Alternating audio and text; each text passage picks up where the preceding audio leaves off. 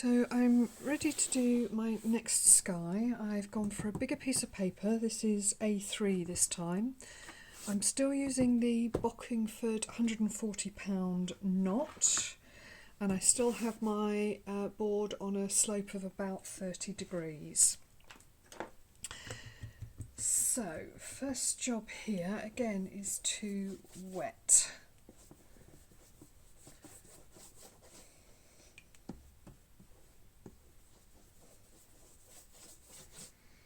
I've got this board, the paper taped to my board, but it is not stretched. I haven't stretched this paper.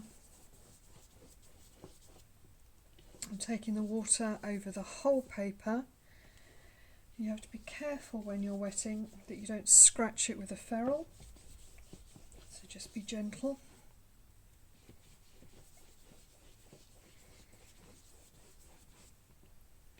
I'm going over it a few times to give me time to work.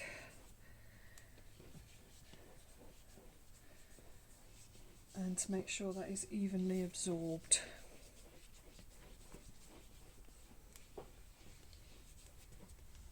Okay.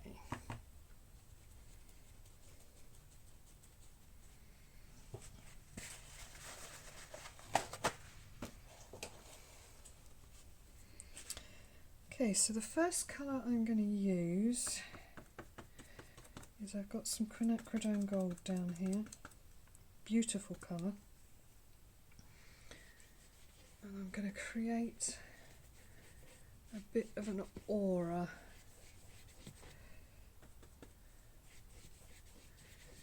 Just bring this down.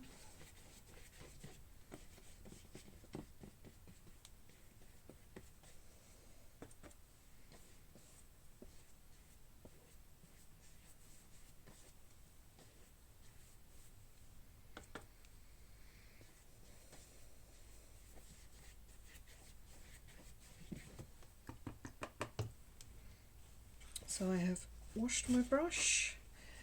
I'm going to dry my brush. Again, just do a bit of this pushing back. This also dries it slightly and stops the paint running into this area.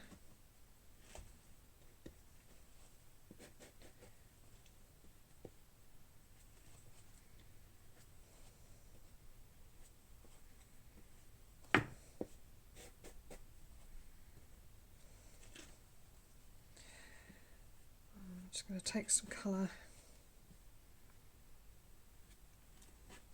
out down here as well. In fact, down here. I'm going to use a bit of a tissue to do that. That does dry it a bit more. Got a bit of a puddle there I'll dry off, but that's fine. Then I'm going to come in with some ultramarine and some burnt sienna. So I'm mixing my ultramarine and my burnt sienna here to give me a grey. It's just a nice warm grey.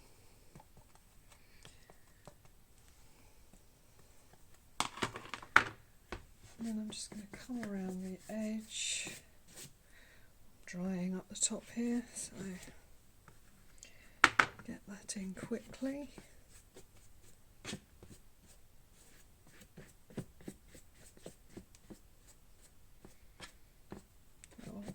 Make it wet again and give me a little more time. I'm going to leave down here for my landscape.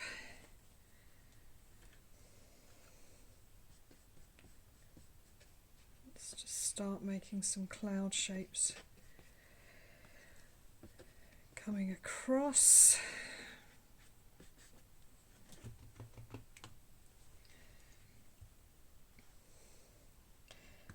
Pick up a little bit of rose, permanent rose.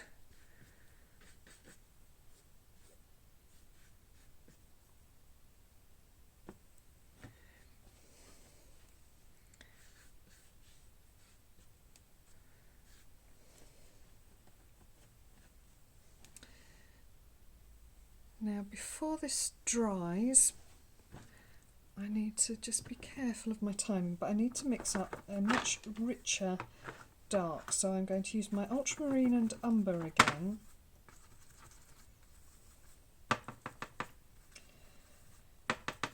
I'm just mixing up a much stronger mix, and I'm going to put a bit of that rose in there as well, so it's almost like this purpley colour, this deep purpley colour. I'm just about there temperature, I'm just about there for the wetness, and now I'm going to put in some really strong clouds coming across the sky here.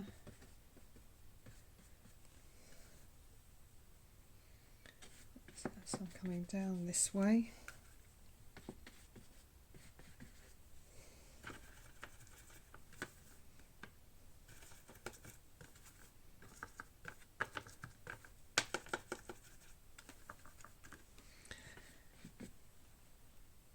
Now in this bit here, I want to have these coming across my sun area. But what I want to do here is I'm going to take a different brush, a soft brush.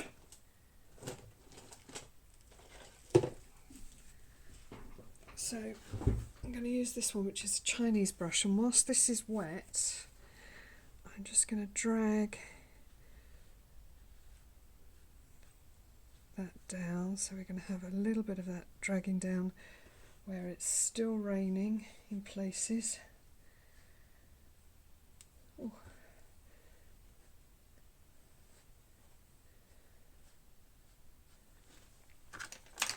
But in order to make that rain, you need to have enough colour. So if you need to, put a little bit more in. That brush is dripping with bits of breaking up, so I'm just going to change to a different brush.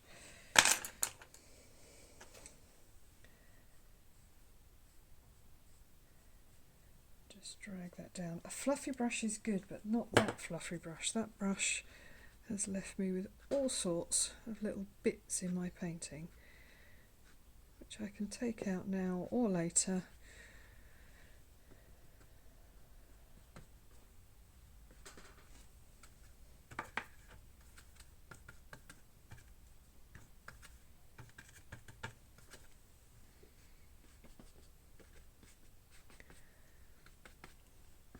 Let's try that again with a different brush. This time I've got a hake. There. Being dry, it just drags that colour down, hopefully without too many bits.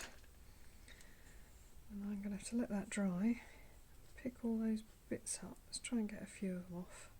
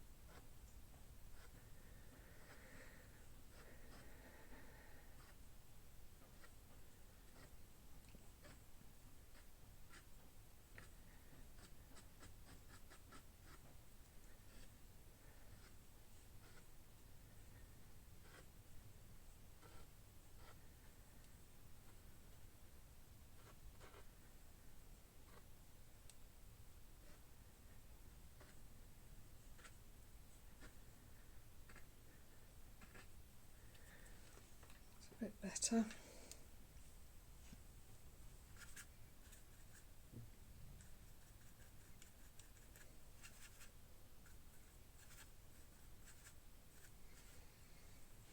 Still some places where it's wet enough for me to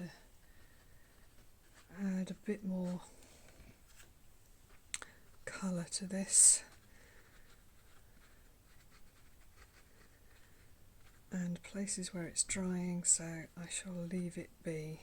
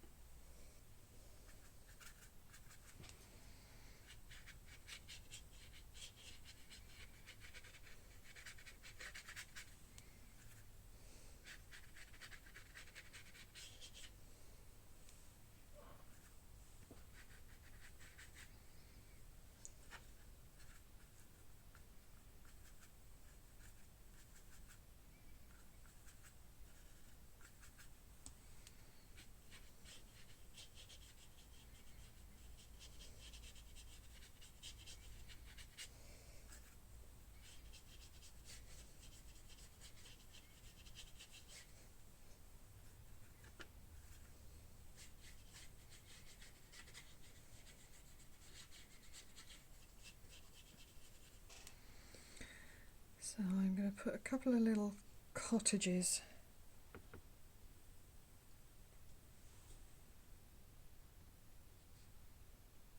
over here. I've got this shape, so why not make those into little row of cottages.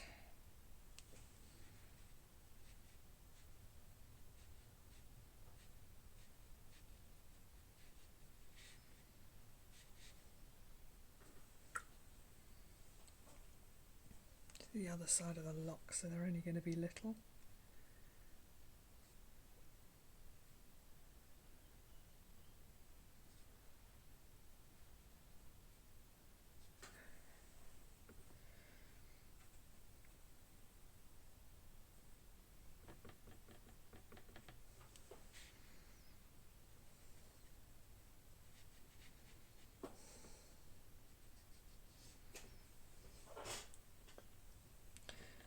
So I'm doing a mixture of an olive green and some sap green here. Just having a little bit of something.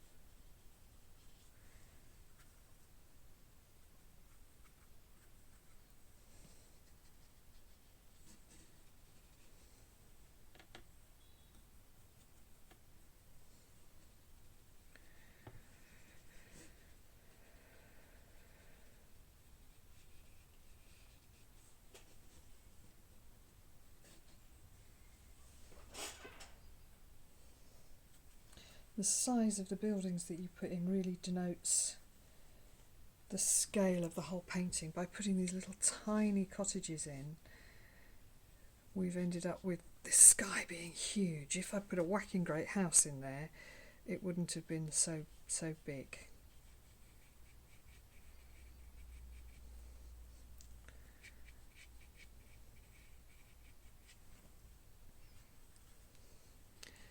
A little bit of shading coming in. I think over here, I'll just make that into a broken skyline.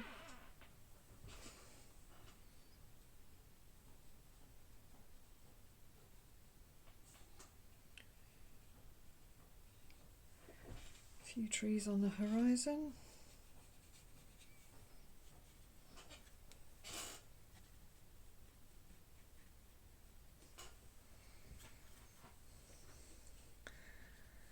Now, where should we put it? Let's just work it out from here.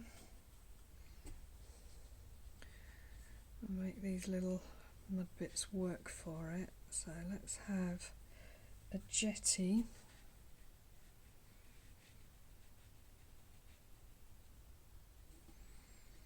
Coming out here.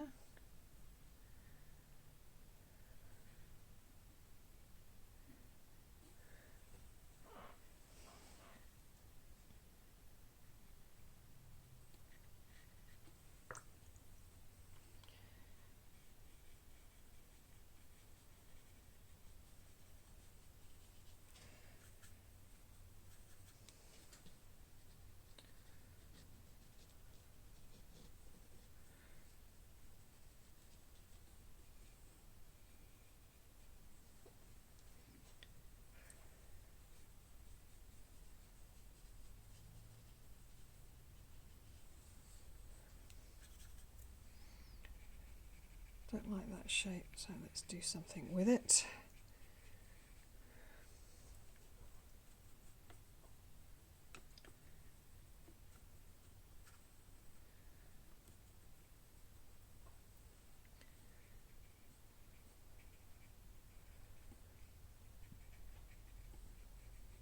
A few more trees. It's quite sparsely treed over here.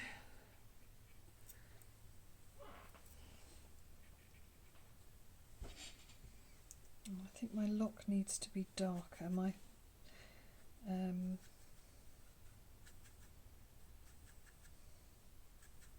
jetty just needs to be a little darker.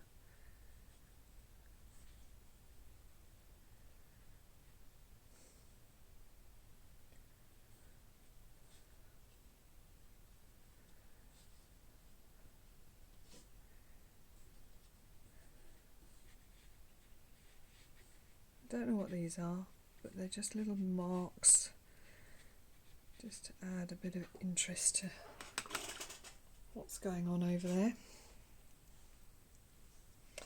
Now, I think I might just add a little rowboat at the end there. Just drawing that in with a pencil first off.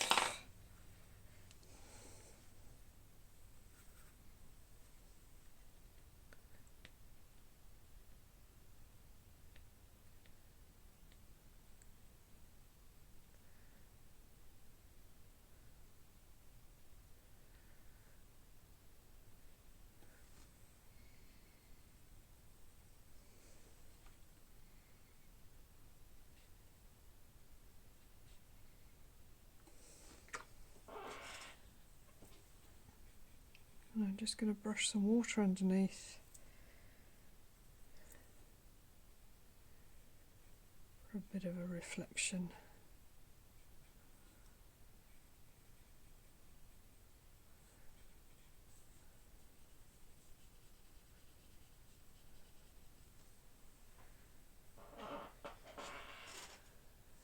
So I'm just going to add a bit more detail in the foreground here now that's dried off. I could do with some more paint though. So I've got some more paint out. I'm going to use ultramarine, burnt umber and a little bit of Payne's grey. And I've got a nice brush that comes to a nice point. I'm just picking up on some of this dry brushing. I'm going to do another layer in places of dry brushing, but then I'm just going to pick my brush up and dot it around, and then I'm going to tap it, and this like doubles the amount of marks you make and softens them, so you get these incredible little marks, a bit like sort of pebbles just sticking out of the water.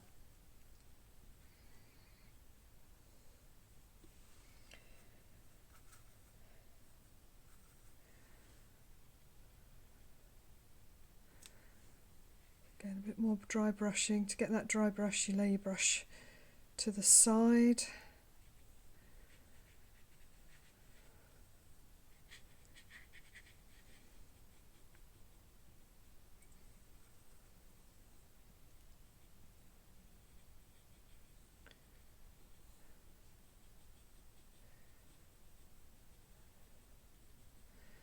Trying to be careful not to cover these little sort of puddles and impressions over.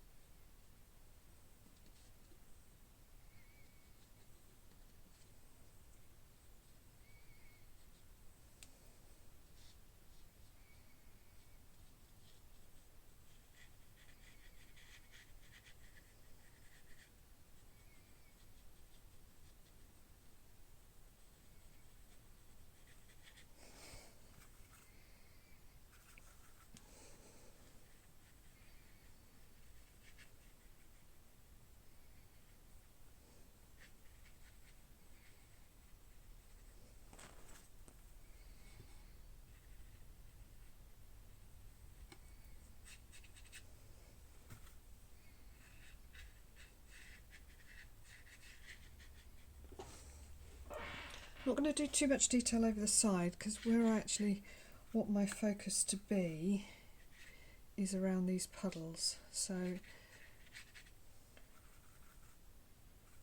we'll have a little bit of this coming in. So it's dry brushing another layer over, leaving some of that colour behind.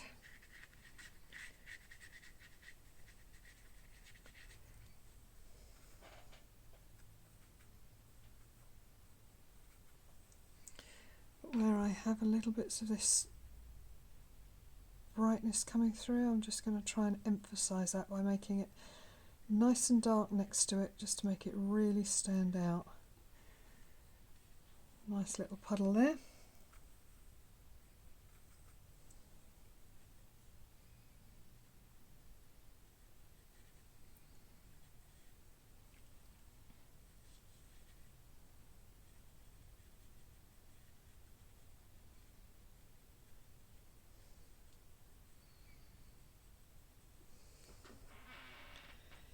So this is hopefully making this just look like sort of muddy estuary.